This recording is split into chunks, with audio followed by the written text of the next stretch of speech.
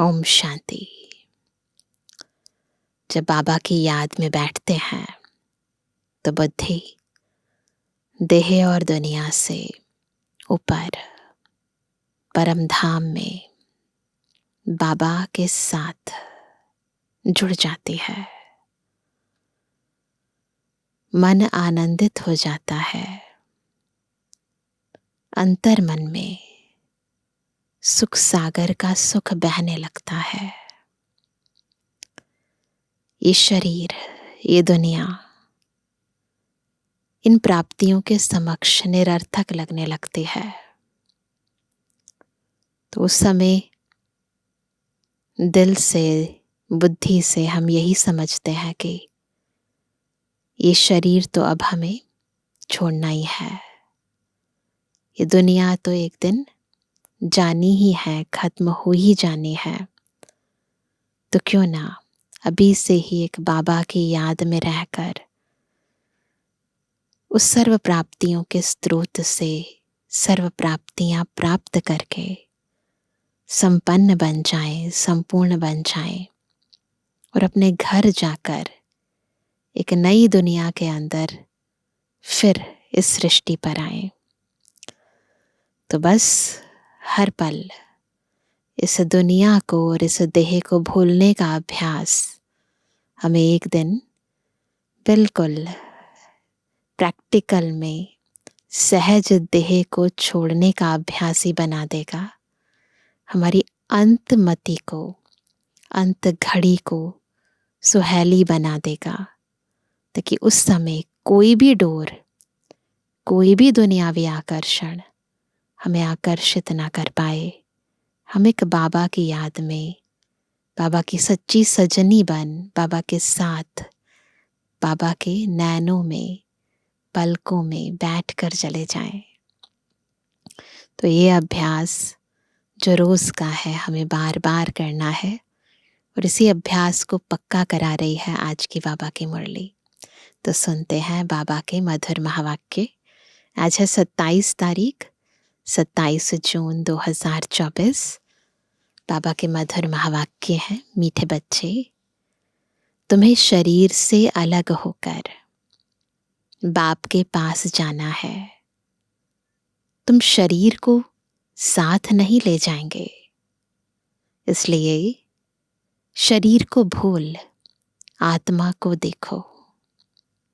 प्रश्न है, तुम बच्चे अपनी आयु को योग बल से बढ़ाने का पुरुषार्थ क्यों करते हो? उत्तर है, क्योंकि तुम्हारी दिल होती है कि हम बाप द्वारा सब कुछ इस जन्म में जान जाएं। इसी जन्म में हम बाबा द्वारा सब कुछ जान जाएं। उसके लिए टाइम तो चाहिए ना। तो इसीलिए हम पुरुषार्थ करते हैं कि हमारी आयु बढ़ जाए, बाप द्वारा सब कुछ सुन लें। इसलिए तुम योग बल से अपनी आयु को बढ़ाने का पुरुषार्थ करते हो। अभी ही तुम्हें बाप से प्यार मिलता है। ऐसा प्यार फिर सारे कल्प में नहीं मिल सकता। ऐसा प्यार नहीं मिलेगा, है ना। प्यार के सागर का प्यार नहीं मिलेगा। बाकी जो शरीर छोड़कर चले गए उनके लिए कहेंगे ड्रामा, उनका इतना ही पाठ था। ओम शांति। बच्चे जन्म जन्मांतर और सत्संगों में गए हैं और यहां भी आए हैं। वास्तव में इसको भी सत्संग कहा जाता है। बाबा कह रहे हैं ये है सच्चा सत्संग, सत्य बाबा का संग।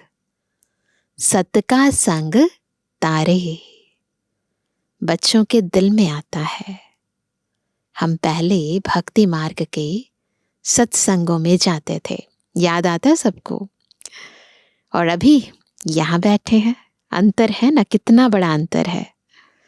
रात दिन का फर्क भासता है, क्लियर कट पता चलता है उनमें और इनमें अंतर। यहाँ पहले पहले तो बाप का प्यार मिलता है, फिर बाप को बच्चों का प्यार मिलता है। अभी इस जन्म में तुम्हारी चेंज हो रही है। तुम बच्चे समझ गए हो क्या चेंज हो रही है। तुम बच्चे समझ गए हो हम आत्मा है, न कि शरीर। यह है सबसे बड़ी चेंज। शरीर नहीं कहेगा कि हमारी आत्मा, नहीं नहीं, आत्मा कह सकती है हमारा शरीर। अब बच्चे समझते हैं जन्म जन्मांतर तो वह साधु संत महात्मा आदि करते आए। इतने जन्म जन्मांतर तो यही किया ना।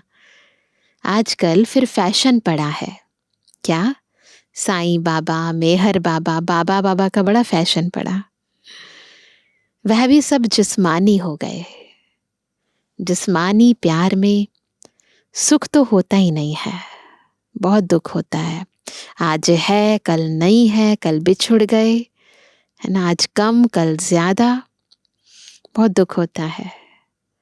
अभी तुम बच्चों का है रूहानी प्यार, रात दिन का फर्क है, सत्संग में भी और इस प्यार में भी।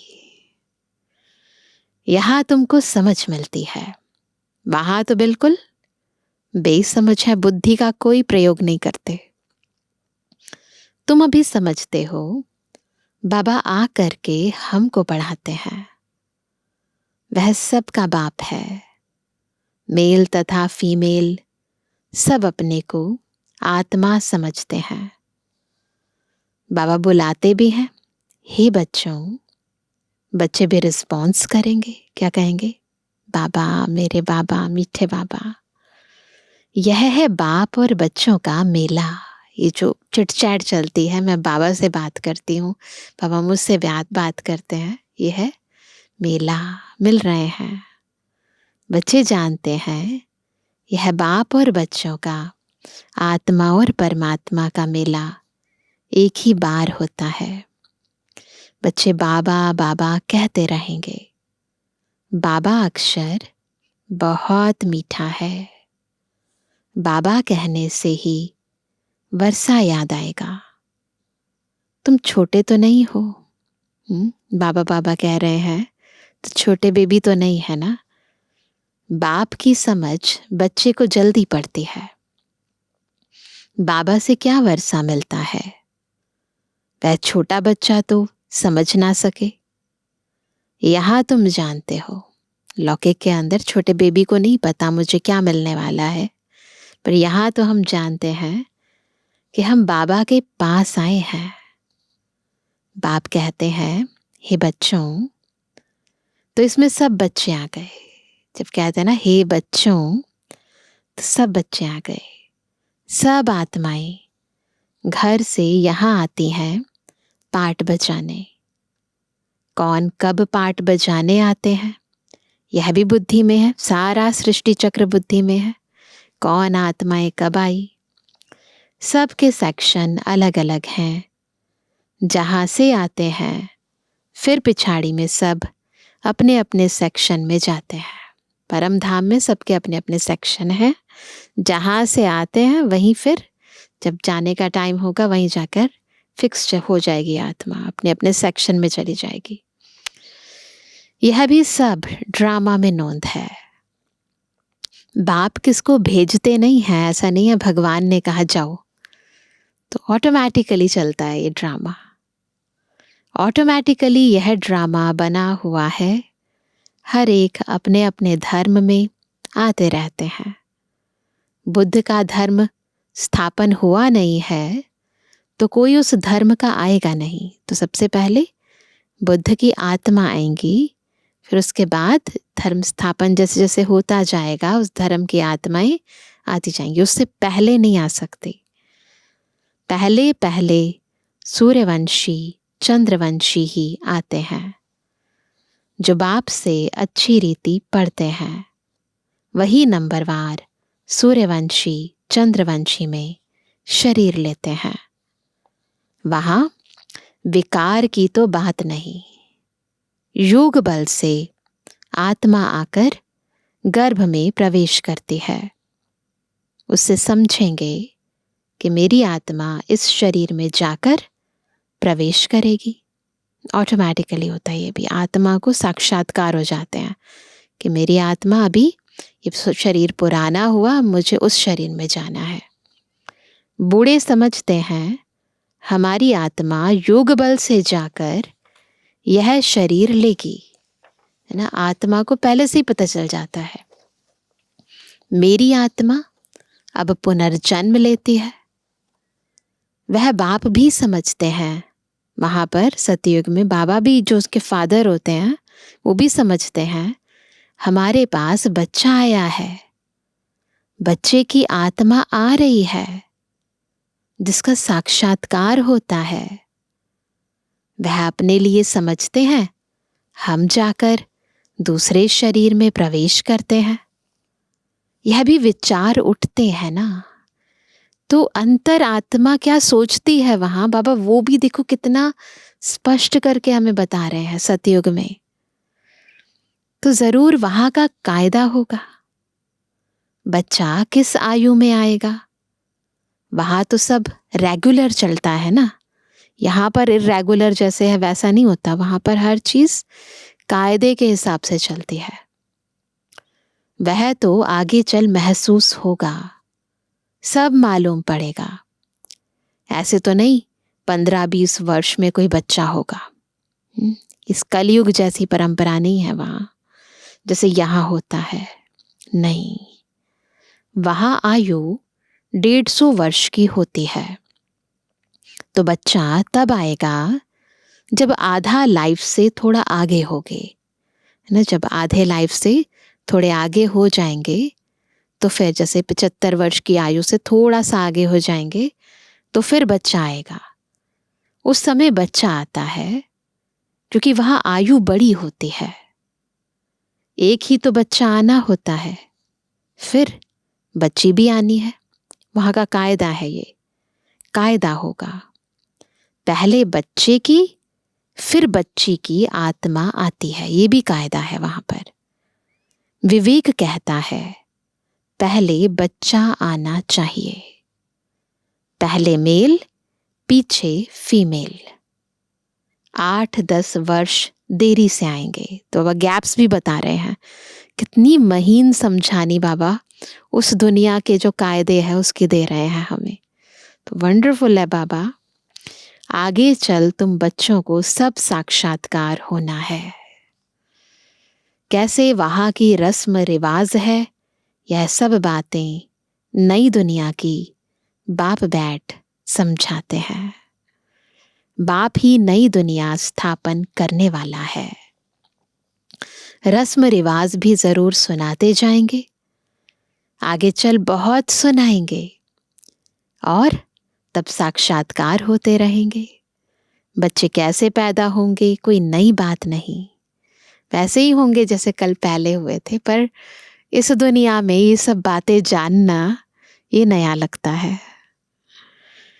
तुम तो ऐसी जगह जाते हो जहां कल्प कल्प जाना ही पड़ता है। वैकुंठ तो अब नजदीक आ गया है। जैसे जैसे टाइम बीतता जा रहा है ना, कलयुग समाप्ति की ओर है और सतयुग नजदीक आता जा रहा है।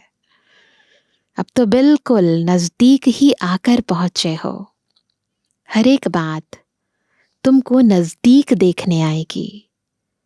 जितना तुम ज्ञान योग में मजबूत होते जाएंगे, अनेक बार तुमने पाठ बजाया है, अभी तुमको समझ मिलती है, जो ही तुम साथ ले जाएंगे।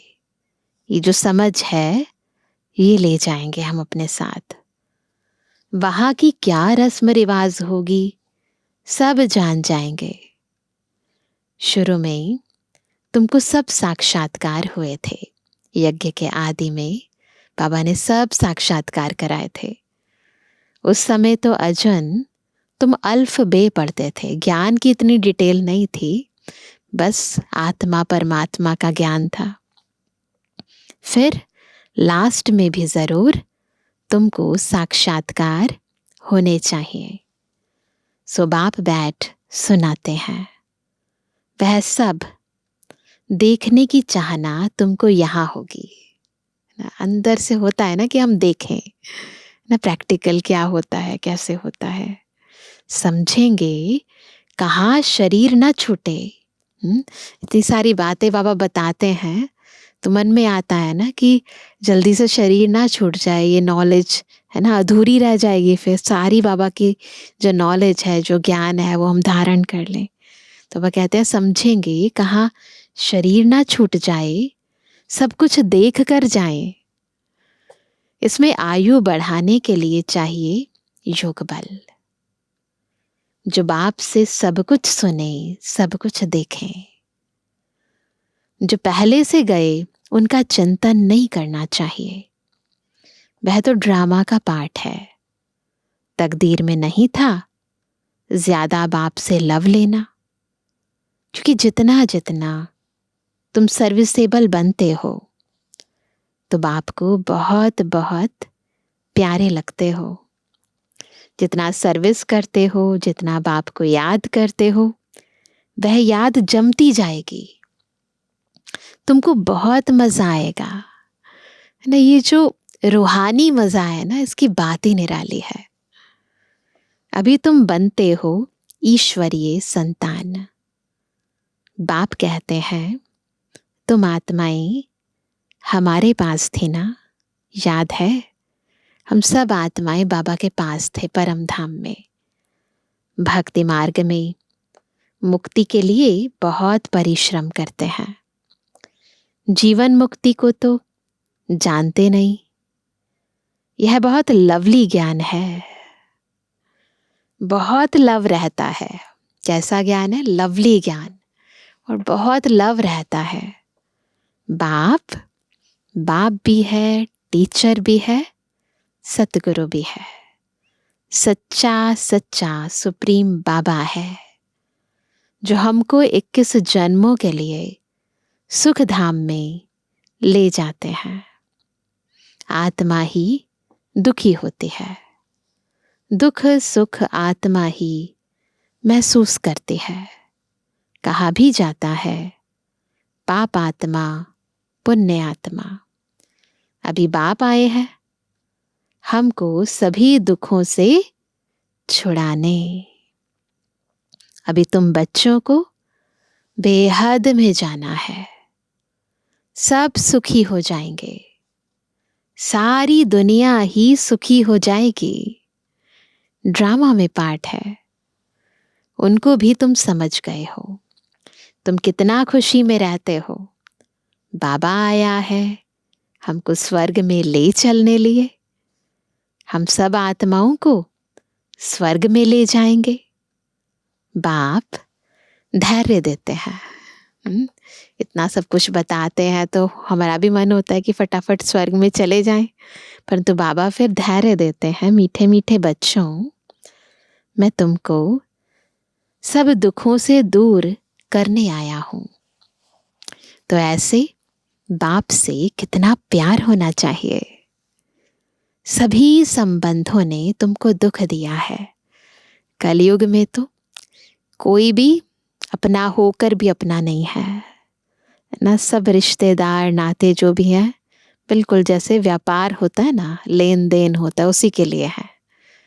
स्वार्थी है सारे, निस्वार्थ कोई नहीं है, सब धोखा देने वाले हैं। तो सबने दुख दिया है, यह है ही दुखदाई संतान। तुम दुखी होते दुख की ही बातें सुनते आए हो। अब बाप सब बातें समझा रहे हैं, अनेक बार समझाया है और चक्रवर्ती राजा बनाया है। पहली बार नहीं है, अनेक बार बाबा ने समझाया है। तो जो बाप हमको ऐसा स्वर्ग का मालिक बनाते हैं, उन पर कितना प्यार होना चाहिए, कितना होना चाहिए? असीम प्यार, है ना, पारावार ना हो जिस प्यार का। एक बाप को ही तुम याद करते हो, सिवाय बाप के और कोई से संबंध नहीं। आत्मा को ही समझाया जाता है। हम सुप्रीम बाप के बच्चे हैं। अब जैसे हमको रास्ता मिला है, फिर औरों को भी सुख का रास्ता बताना है। तुमको सिर्फ आधा कल्प के लिए ही नहीं, पौना कल्प के लिए सुख मिलता है। आधा कल्प नहीं, पौना कल्प सुख मिलता है। तुम पर भी कई कुर्बान जाते हैं, क्योंकि तुम बाप का संदेश बताकर सब दुख दूर कर देते हो। बाबा का कार्य करते हैं तो वो आत्माएं भी कितना सम्मान करते हैं। तुम समझते हो, इन्हें भी यानी ब्रह्मा को भी यह नॉलेज सुप्रीम बाप से मिलती है। यह फिर हमको पैगाम देते हैं, हम फिर औरों को पैगाम देंगे।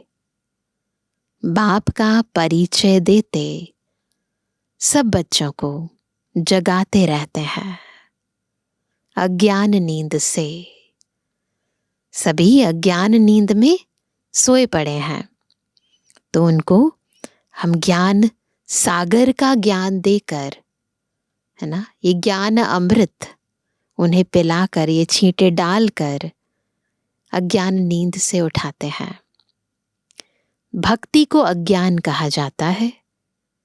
ज्ञान और भक्ति अलग अलग हैं। ज्ञान सागर बाप अब तुम बच्चों को ज्ञान सिखला रहे हैं। तुम्हारे दिल में आता है, बाबा हर 5000 वर्ष के बाद, आता है दिल में कि बाबा हर 5000 वर्ष बाद आकर हमें जगाते हैं। हमारा जो दीवा है उसमें घृत बाकी थोड़ा जाकर रहा है। ताकत ही नहीं थी आत्मा में, बिल्कुल खत्म हो गई थी। तो फिर बाबा आते हैं, ज्ञान घृत डालते हैं, तो फिर से ज्योत जगने लगती है।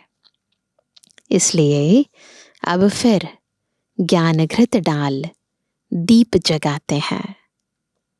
जब बाप को याद करते हैं तो आत्मा रूपी दीप प्रज्वलित होता है। जितना जितना आत्मा बाबा को याद करती है उतना दीप प्रज्वलित होता है, शक्ति आ जाती है आत्मा में। आत्मा में जो कट चढ़ी हुई है वह उतरेगी बाप की याद से। इसमें ही माया की लड़ाई चलती है। माया घड़ी घड़ी भुला देती है और कट उतारने के बजाय चढ़ती जाती है।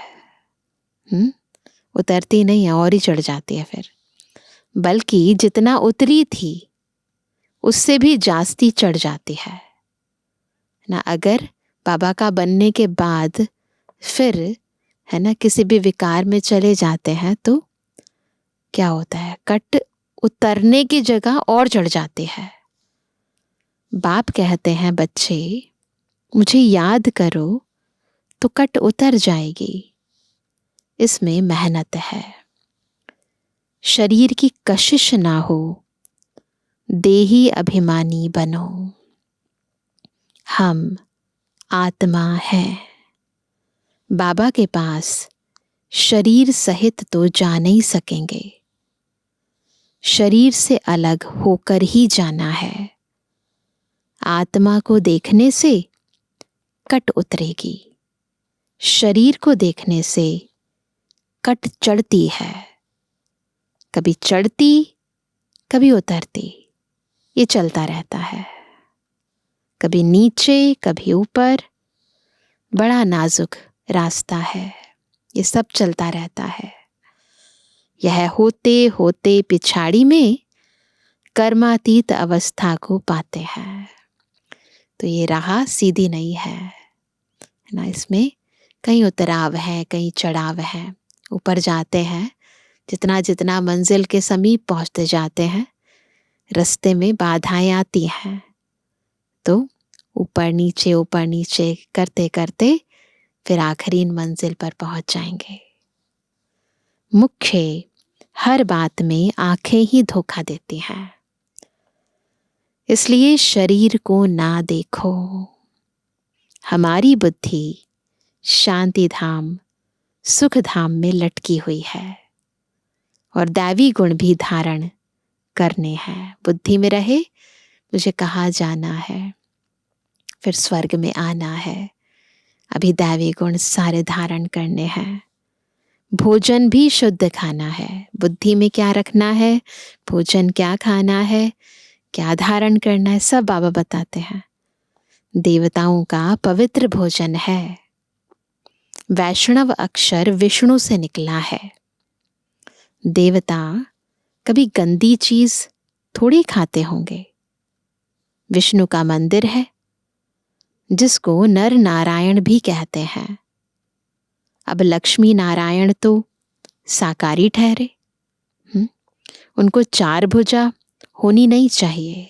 इस दुनिया के हैं तो उनकी कोई 4 भुजाएं थोड़ी ना होनी चाहिए, परंतु भक्ति मार्ग में उनको भी 4 भुजा दे दी है।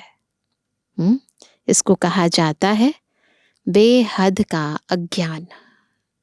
बाबा बेहद का ज्ञान देते हैं और भक्ति में है बेहद का अज्ञान। समझते नहीं कि 4 भुजा वाला कोई मनुष्य तो हो नहीं सकता। सतयुग में 2 भुजा वाले होते हैं। जब हमारा 2 भुजाओं से अभी कलयुग अंत में भी काम चल जाता है तो लक्ष्मी नारायण को 4 भुजाओं की क्या जरूरत है ना। ब्रह्मा को भी 2 भुजाएं हैं। ब्रह्मा की बेटी सरस्वती, उनको फिर मिलाकर 4 भुजा दे दी है। ये सब भक्ति मार्ग के अंदर सिंबॉलिक दिखा दिए हैं।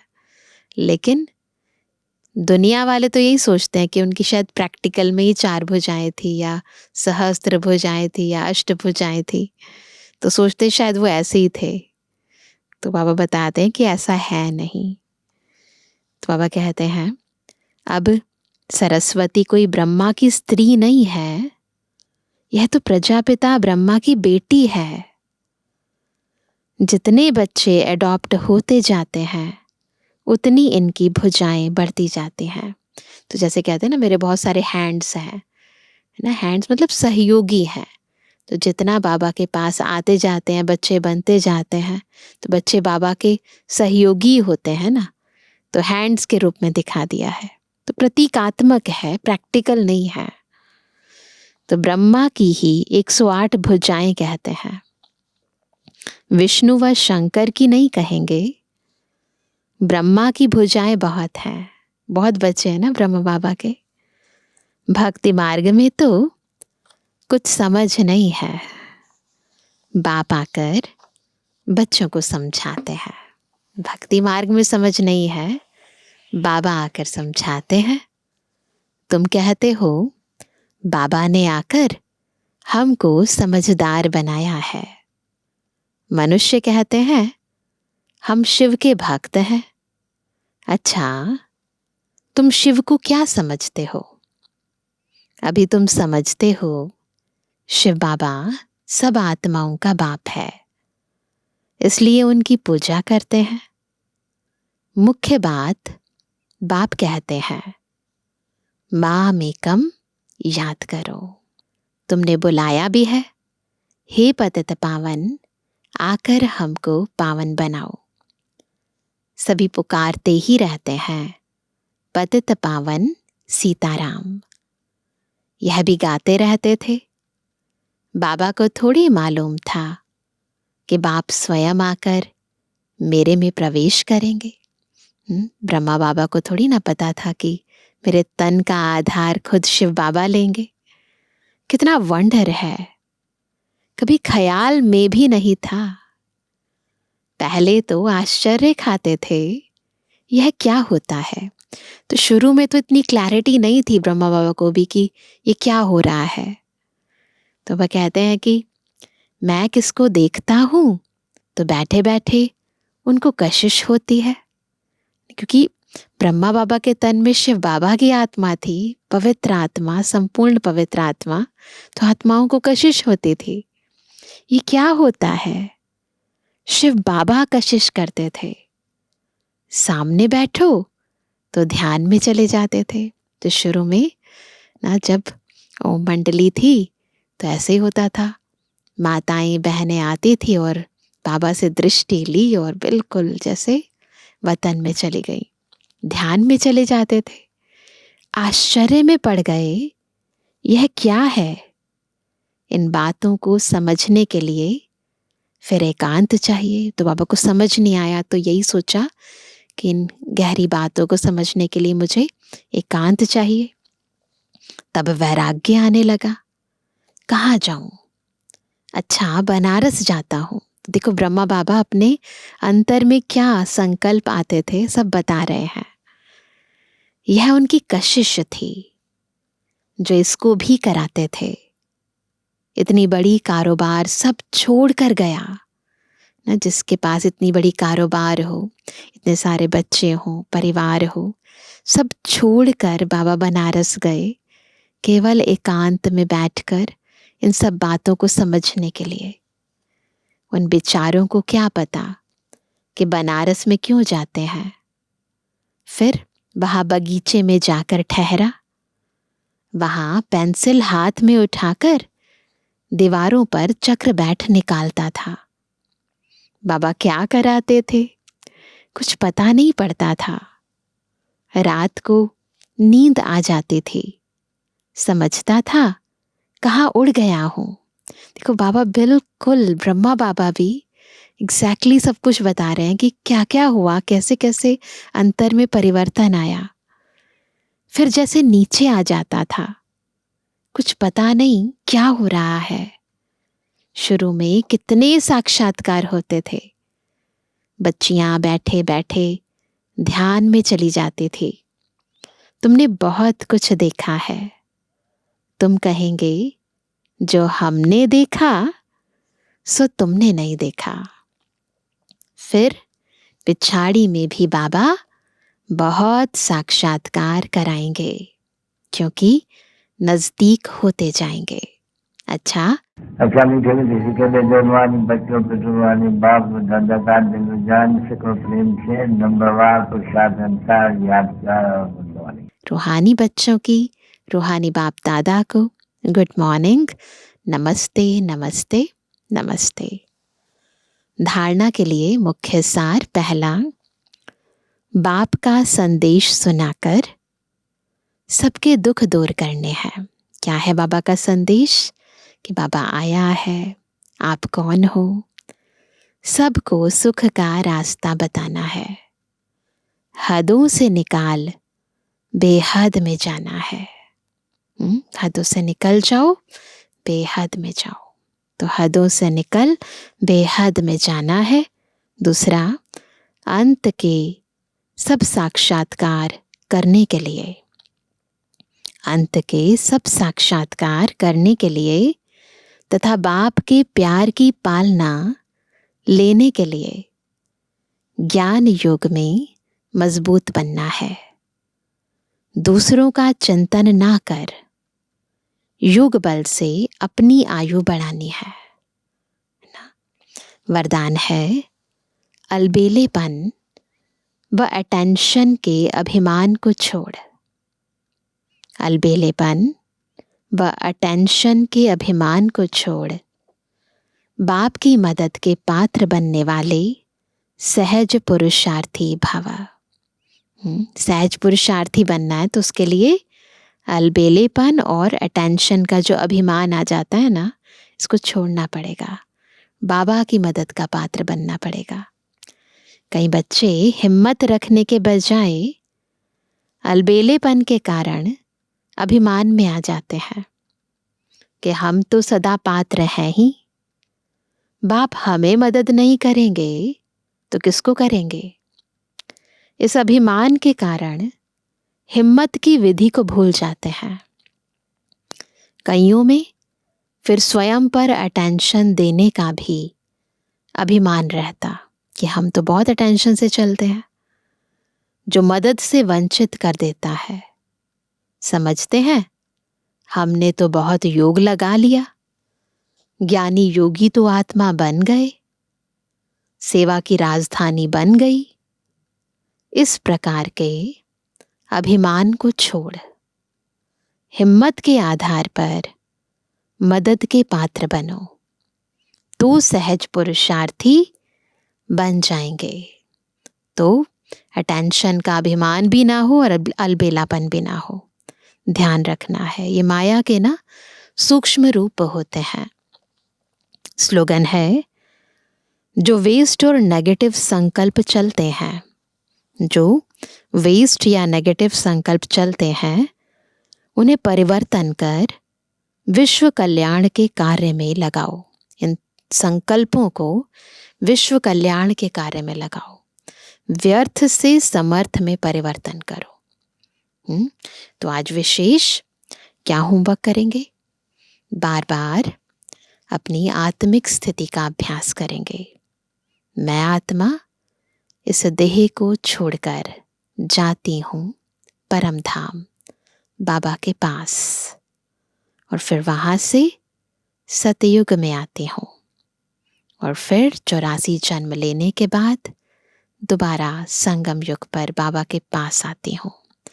तो बार बार इस चक्र के अंदर ना, इस स्वदर्शन चक्र के अंदर अपनी बुद्धि को फिराते रहेंगे। स्वदर्शन चक्रधारी बनकर बुद्धि को क्लीन और क्लियर बनाते रहेंगे। तो ये अभ्यास स्वदर्शन चक्र फिराने का हम बार बार करेंगे। अच्छा, ओम शांति।